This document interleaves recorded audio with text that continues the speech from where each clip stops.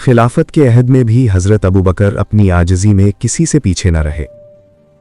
वो ना सिर्फ दीन में अजीम थे बल्कि दुनियावी ज़िंदगी में भी इंतहाई सादा और आजिज़ तबीयत रखते थे।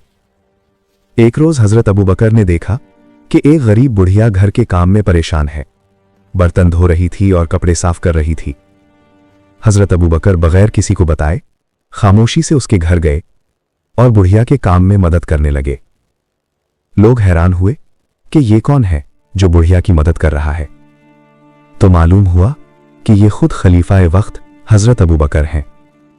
ये छोटा सा अमल उनकी अज़मत, आजिज़ी और खिदमत खल्क की हकीकी तस्वीर पेश करता है। सबक: असल अज़मत और मकाम आजिज़ी और खिदमत में छुपी होती है। दुनियावी मनसब या ताकत के बावजूद नेकी और मदद का अमल ज़रूरी है।